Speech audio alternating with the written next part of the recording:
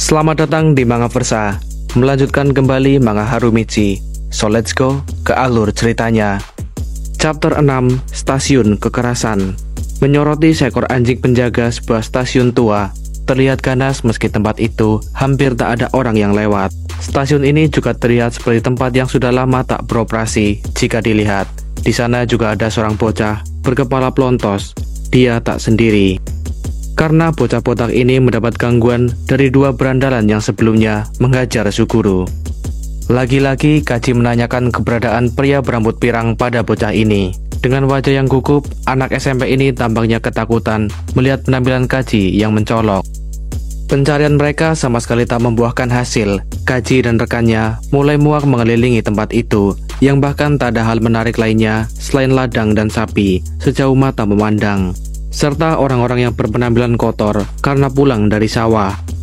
Dengan nada tinggi ia berulang kali mengecek bocah ini adalah bocah yang bau. Meskipun saat itu ia ketakutan, bocah ini punya amarah yang hampir tak bisa ia kendalikan. Di satu sisi, pria di hadapannya juga bukan berandalan seusianya. Jelas ia akan kalah powernya melawan pria ini. Akibatnya dia harus menerima tendangan lutut Kaji. Kaji menyalahkannya karena berbicara terlalu lama, sambil terus bertanya tentang keberadaan pria berambut pirang. Kaji terus mengajarnya meski bocah itu sudah terbaring di tanah. Di tengah momen itu sebuah motor berhenti di sana. Sudah terlanjur sial, bocah ini merasa beruntung. Saat itu ia menyadari ada orang lain yang datang. Ia terkejut karena orang itu ia kenali.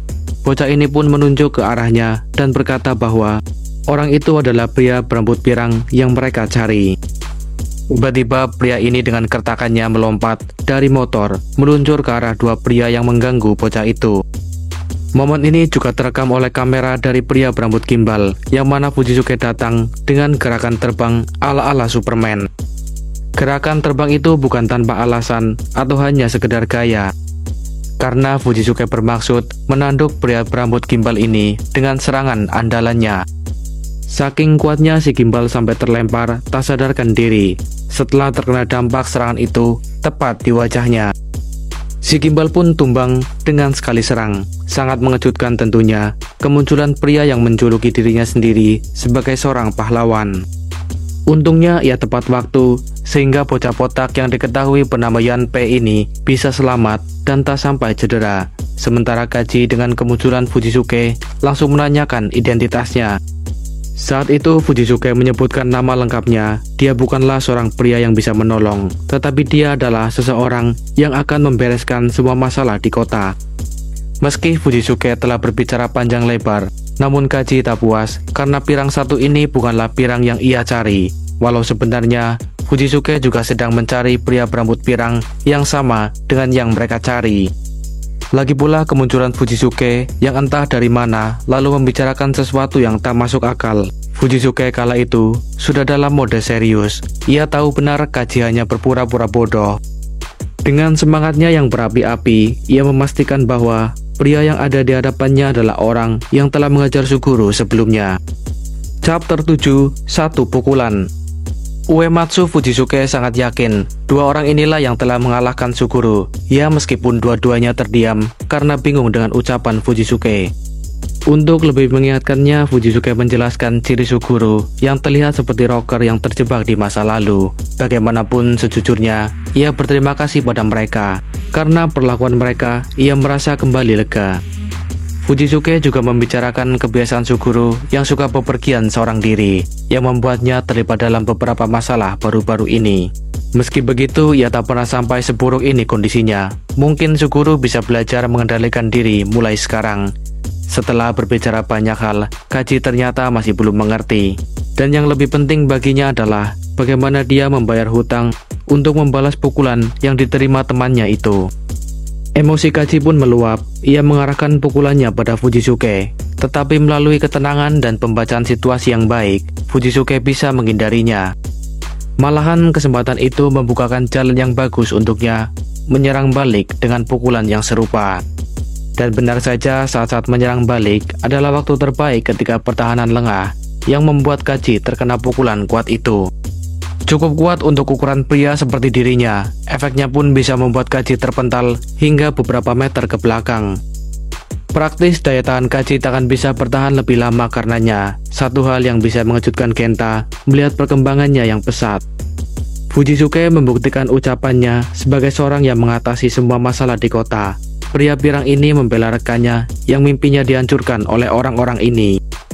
Fujisuke menilai tindakan mereka sudah keterlaluan ketika menghancurkan gitar kesayangan Suguru, yang bahkan mereka tak punya hak untuk menyentuhnya, apalagi sampai memupuskan mimpi seseorang. Sahabatnya si Genta menjadi kagum dengan sikap Fujisuke yang membela Suguru, meski kadang tak sepemikiran dengannya. Setelah mengajar dua pengganggu itu, Fujisuke mengajak Genta pulang. Bukannya kapok atau jera setelah dipukul, Kaji justru tertawa. Ia berkata, kekalahan mereka malah akan mengundang petinggi kelompoknya muncul. Ia juga memastikan kota kecil itu akan berubah menjadi arena pertempuran. Kaji mengingatkan tentang kelompoknya yang tak akan membiarkan orang-orang yang berurusan dengan anggota mereka. Saat itu Kaji menunjukkan kalung identitas kelompoknya yang berinisial DB. Inisial DB merujuk pada sebuah kelompok bernama Dragon Bites. Selain dua orang itu, masih ada 3 orang lainnya. Ia meminta Fujisuke sebaiknya bersiap menghadapi mereka. Tak hanya Fujisuke, tetapi pirang yang sebenarnya juga bisa saja terbunuh jika petinggi gengnya bergerak. Genta sudah gemetar mendengar ancaman Kaji, namun tidak dengan Fujisuke sendiri.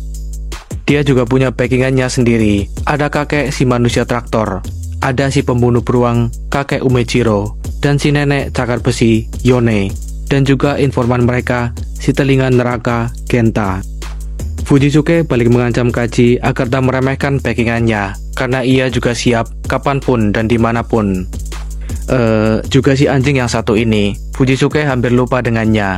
Anjing penghancur bola dan penjaga stasiun bernama Pochi, yang bahkan Kaji saja ketakutan saat Pochi menggonggong ke arahnya. Anjing penjaga stasiun yang agresif jika ada orang asing yang masuk ke wilayahnya. Beberapa saat kemudian hujan mengguyur kota ini. Di sana ada Suguru yang meminta maaf karena merasa merepotkan Genta. Di sana ada Suguru yang meminta maaf karena merasa merepotkan Genta yang mengantarnya ke stasiun. Tampaknya Suguru jadi meninggalkan kota. Ia berpesan agar mereka menjaga diri sebaik mungkin. Chapter 8, Kereta dan Hujan. Dengan perasaan cemas dan khawatir, dua orang sahabatnya ini mengantarkan kepergian Suguru, walau Fujisuke masih belum mau berbicara padanya. Kala itu di tengah guyuran hujan, momen terasa begitu canggung. Kereta juga sepertinya akan terlambat datang dari seharusnya. Saat melihat katak, ia teringat momen keseruan mereka memakan katak. Genta sendiri tak mengingat momen itu, yang mana ide tersebut datang dari Fujisuke, yang tak tahu dari mana ide itu muncul. Namun kala itu Fujisuke berujar, katak memiliki rasa yang luar biasa. Kemudian mereka menangkap banyak katak. Ide buruk itu baginya sebuah bencana, karena setelahnya perutnya sakit, kurang lebih 3 hari lamanya. Fujisuke membela diri karena itu bukan murni kesalahannya, melainkan Suguru sendiri yang memakan semuanya setelah merasakan kenikmatan. Suguru juga menyalahkan Fujisuke karena ialah orang yang memasak semua katak yang mereka tangkap. Sebenarnya rasa daging ular juga tak kalah enak. Ia pernah mencobanya sewaktu di Gunung Hiba. Mendengar nama Gunung Hiba disebut, dua sahabatnya ini merasa gunung tersebut adalah gunung legendaris, tempat roh berkumpul. Tak berselang lama, kereta yang dinantikan pun tiba. Saat itu Suguru berkata, katak dalam sumur. Ia menganalogikan dirinya sebagai katak dalam sumur, ungkapan sempurna untuk menggambarkan dirinya. Suguru telah mendengar tentang dua orang luar, lalu ia meminta maaf karena merepotkan Fujisuke atas kejadian itu. Fujisuke menolak mengakui bahwa apa yang ia lakukan bukan untuk Suguru. Namun Suguru juga ingin memintanya mengabulkan permintaannya sekali lagi. Sebelum masuk ke kereta, Suguru ingin Fujisuke membalaskan dendamnya juga pada pria pirang yang memakai Sukajan. Tentu mereka terkejut mendengar permintaan semacam itu. Tak seperti biasanya. Lebih tepatnya bukan balas dendam, tapi Suguru ingin temannya itu bertarung dengan Boya Harumichi. Bertarung dengannya dan merasakan sendiri pukulan mematikan pria tersebut. Ketika Fujisuke telah paham, Suguru akan menunggunya di sana. Kereta pun berangkat sesuai jadwalnya. Momen ini menjadi perpisahan bagi 3 orang sahabat yang telah banyak melalui banyak momen bersama. Seperti angin lalu, Suguru pergi membawa kenangan itu. Meski berat, mimpi memang harus dikejar. Di sini Fujisuke terlambat memahami maksud sahabatnya. Ia tak tahu maksud dari merasakan pukulan yang Suguru maksud, padahal ia belum kalah dari outsider itu. Fujisuke juga tak mengerti apa yang dimaksud dengan Suguru akan menunggunya, yang mana ia sendiri merasa tak mungkin pergi ke Tokyo. Namun apapun itu, kereta telah pergi dan ia harus mencari tahu sendiri. Hujan masih mengguyur kota ini, suasana begitu tenang, hampir tak ada lalu lalang kendaraan. Hanya ada segerombolan pengendara, seperti yang dikatakan Kaji sebelumnya, pemimpinnya datang ke kota terpencil ini. Pria berambut gondrong berkacamata memimpin konvoi geng Dragon Bites. Jelas tujuan mereka membalas orang yang telah menghajar Kaji dan pria berambut gimbal. Pada saat yang sama, di tengah rintik hujan, Boya Harumichi menyalakan rokoknya. Tampaknya ia tengah mengunjungi makam seseorang dan meninggalkan rokoknya di sana.